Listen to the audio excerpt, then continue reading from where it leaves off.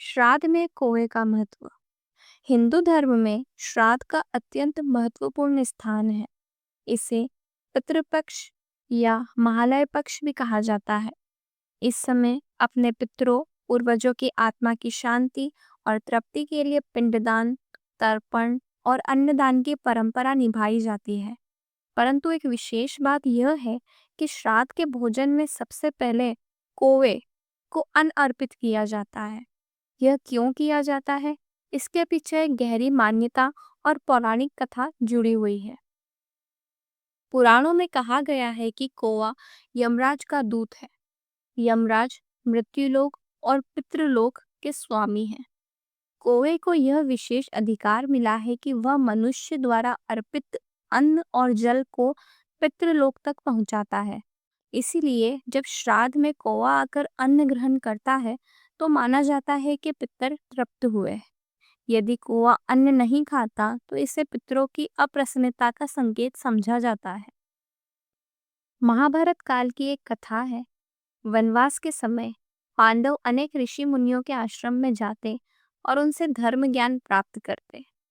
एक दिन युधिष्ठिर ने महर्षि व्यास से प्रश्न किया, गुरुदेव, हम पितरों के लिए पिंडदान और अन्नदान करते हैं, परंतु यह अन्न और जल उनके लोक तक कैसे पहुंचता है?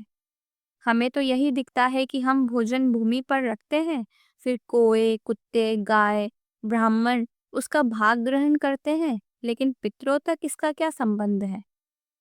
तब व्यास जी मुस्कुराए और बोले, हे धर्मराज, यह बड़ा गूढ़ प्रश्न है। सुनो, पितरों की आत्मा सूक्ष्म लोक में रहती है। मनुष्य के हाथ से दिया गया अन्न और जल सीधे वहां नहीं पहुंच सकता। इसलिए यमराज ने एक विशेष व्यवस्था की है। उन्होंने कौवों को यह वरदान दिया है कि वे पितरों के प्रतीक और दूत बने। जब कौवा अन्न ग्रहण करता है तो वास्तव में वह पितरों को ही अर्पित हो जाता है। इसलिए श्राद्ध में कौवे को बुलाना और उसे अन्न देना अत्यंत शुभ माना जाता है। ग्रंथों और पुराणों के साथ साथ लोक कथाओं में भी यह मान्यता प्रचलित है कि पितर कौवे के रूप में आकर श्राद्ध का अन्न स्वीकार करते हैं। इसलिए गांवों और कस्बों में पितृपक्ष के समय लोग सुबह सुबह कौओं को बुलाकर कहते हैं, आओ कागा, पितर का अन्न ग्रहण करो। यदि कौवा आकर अन्न खा ले तो लोग प्रसन्न होकर मानते हैं कि उनके पितर संतुष्ट हो गए।